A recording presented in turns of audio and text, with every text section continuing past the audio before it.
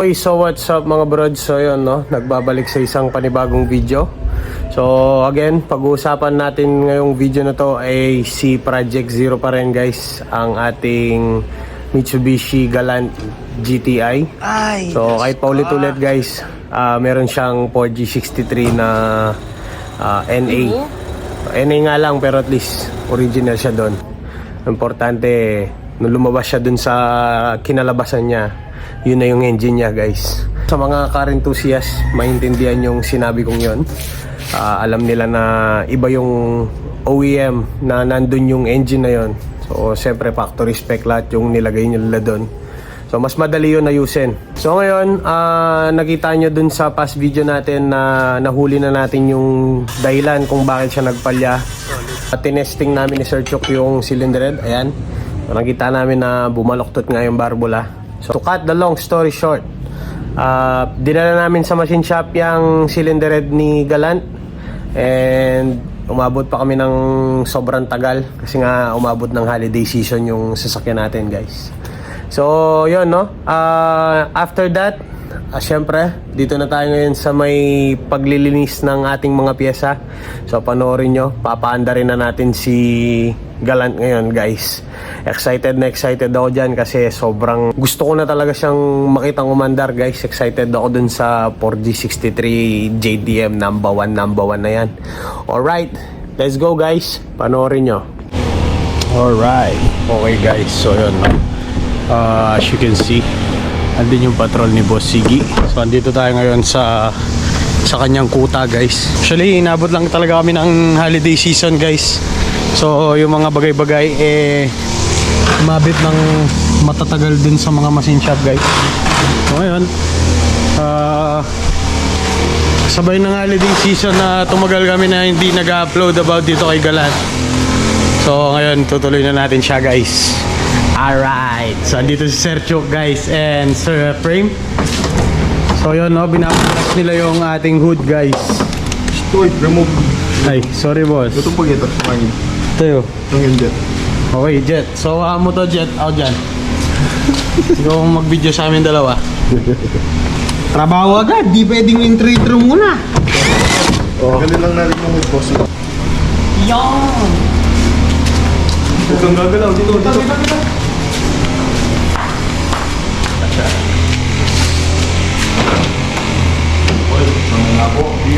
Socialing doghouse yan, no? Yes. Alright. So yun guys, no? Bali, unang move ni Sir Chuk. Tanggal lang. Wow, nga no, lumiwanag nga. Magaling kang k***was. So guys, no, as you can see, nakababa yung ulo niya guys kasi ano ba nangyari dito? So for some reason, tumukod bigla yung kanyang barbula. So ayan yung compression test natin guys, panoorin nyo. Ngayon it's time para paandarin na ulit to. So ako talagang na-excited na dito sa ating Galant guys, no. Assemblein namin ngayon ni Sir Chuk tong Galant ni Boss Siggy. Yun ang akala mo. Ayan. So Shit. nanay na tugigin Jollibee ganyan boy. Diyo? Ano yun? So guys, no, ito yung ulo natin guys. Ulo natin. Ulo natin, ulo mo lang yan. Saan to? Nilinisan natin, no? Yes. Papalitan din natin ng valve sila, boy. Yun, syempre, boy. Dito tayo sa degreaser. And guys, no? About pala dun sa mga pesa natin na gagamitin dito kay Galant, guys. So, past few weeks, before pa tayo nag-holiday season, na ready na natin yung mga gagamitin dito kay Galant, guys. So, ayan siya mga pandikit. Yung overhauling gasket pala to guys. Tapos meron na din tayo ditong filters, langis, yung nasa likod pa. So yun no, bali niready na natin yan guys before pa nag-holiday season. Sadyang tumagal-tagal lang yung pagmamachine shop kasi nga holiday season.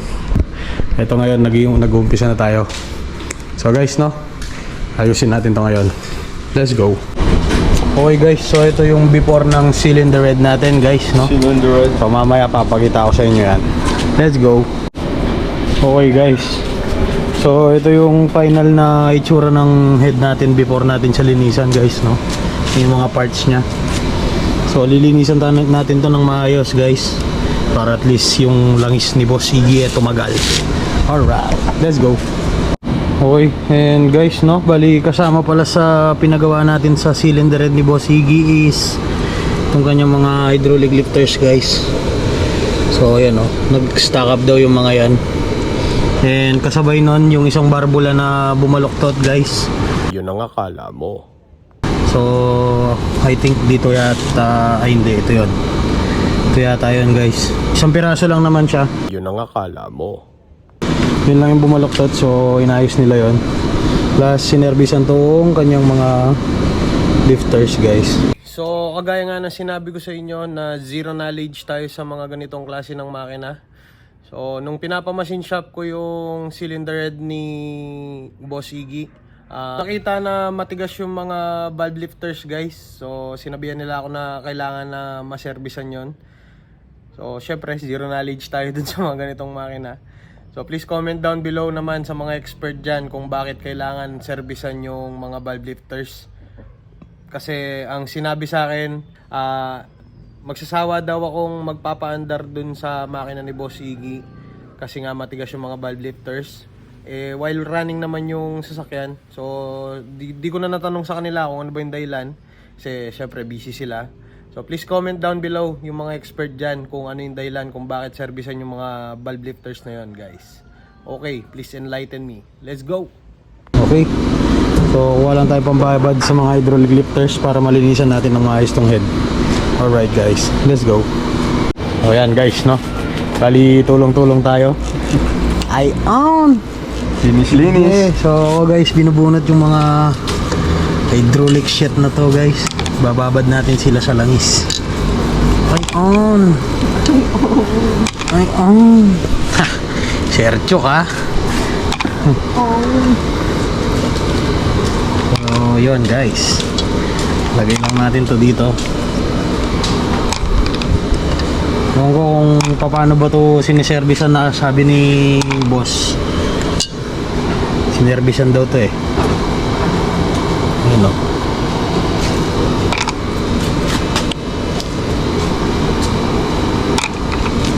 Ayan guys. So huwag nyo na kaming panoorin maglinis guys, no? Pagkat ito ay madumi at wala namang kakwenta-kwentang gawin. So tayo maglilinis lang ngayon dito guys. Let's go. Ba't nung balos ko sa ito? So yun, no, bali nililinisan natin to. Ito na yung progress natin guys, no. Ayan siya. So kaya lang imbes na maging na tayong assembly video, Low bat ang aking GoPro. Best na maging assembly video, hindi na magiging ganon. So guys, no, panoorin nyo yung mga sumunod na nangyari. Ayan. alright, so yun guys, no, habang nililinisan natin to guys, ayun na siya, no. So medyo okay na to siguro. Ang kaso, banatan mo Sergio, pakipagita nga sa kanila. Dito muna. Asan na ba yung tinatakpan yan ba yun? Nililinisan ko siya guys. Ito yung nakita namin, no? Ayan. Kita nyo na ba guys? Ayan, no? Di napupuno guys, oh. Bossing ngayon, tumutulo dito bossing, sa oh. Sa kabila, bossing ngayon, oh. Kita nyo ba? Siya. Babad mo yung tukoy. So yan, wala. Tingnan nyo. Sapakan medyo. Yeah. Okay guys. So yan, no? Siguro, lublugan mo ng maayos. Siguro guys, hindi na muna to pagpapaandar na video guys. I guess this will be a cleaning video para sa galant ni Boss Iggy. Yun. Okay guys, mapapakita ko sa inyo yung mga yung mga nalinisan na piyesa ni Sir Chok guys. Balikan din at bantal mo. Teka! What? Teka! Ayun! May bumagaro ko. Ang gagawin mo ito. Ayun. Bugal oh. Ang dumi. Oo, ayan o. Ano mo? Ew. Yan, dyan. Tingnan natin yung tatlo. Pakita natin to. Ito yata yung may tumatakas. Ayan, oh, boss. So, una tayo dito, guys. Dito, dyan. Oop. Ayan. Oop. Ayan. Yung. So guys, no, dito tayo sa may intake side. Malinis na malinis. So wala na tayo dito. So yung last time guys, ito yung nagkatagas. Ang kaso, medyo hindi nakita ng ating mahal na machine shop guys. So ibabalik natin ngayon siya dun sa gumawa para ipagawa pa yung isa pang barbula guys. Alright, let's go. Okay, so yun na nga no, bali meron pa tayong isang tumatagas na barbula pala. So for some reason, hindi ko na nakita yon and hindi na rin nakita ng ating machine shop kasi nga guys, again, sobrang busy nila, sobrang dami nilang ginagawa guys.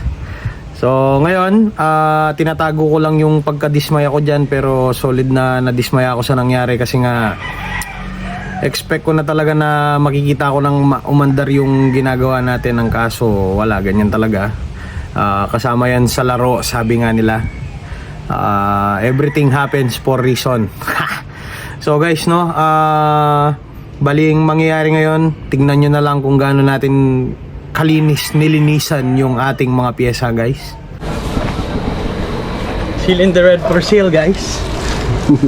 Sergio, pagmayabang muna natin yung mga lininisan natin guys. Ito guys. Teka. Ay, wait lang, wala tayong pasapin. Malinis ba yan? Oo.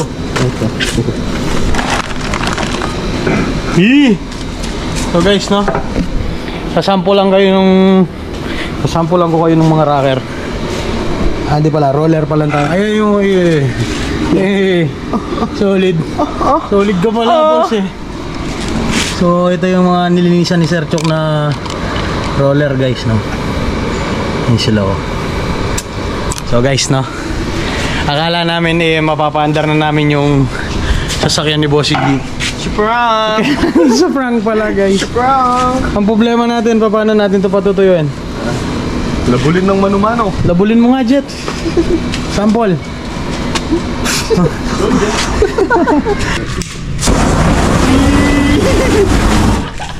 Bubo po na. Gabi. Oh, sila ba? Nagitim guys.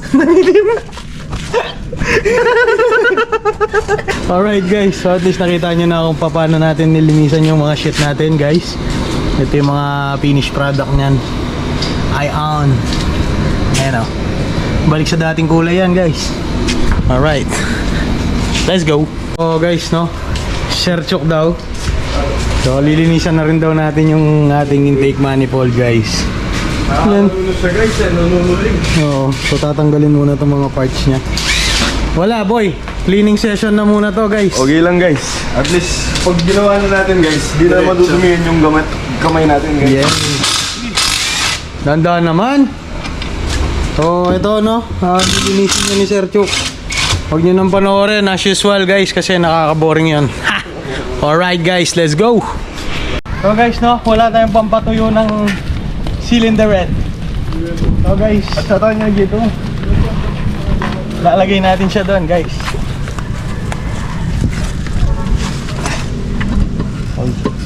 Ay, nagpapainit.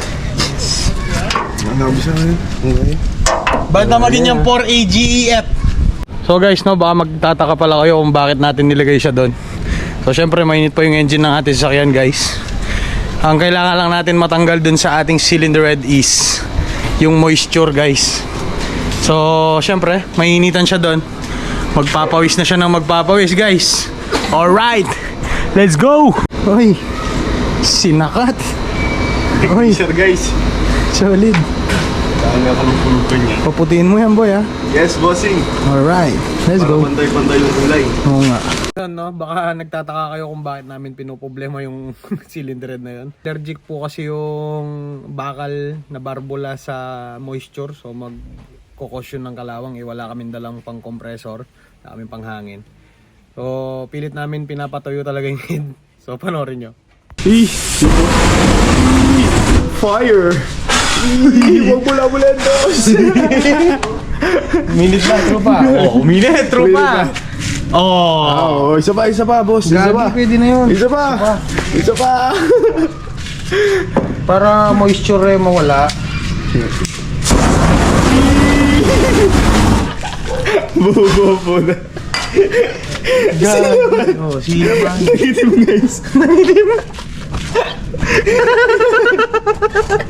Dahil tulog ko yun. Hindi. Yan. Natituwa mo rin eh. Bisa mo. Gagi, nasunog eh. Isa pa. Tama na yun. Tama na. Alright, let's go. Ito yung putang yun.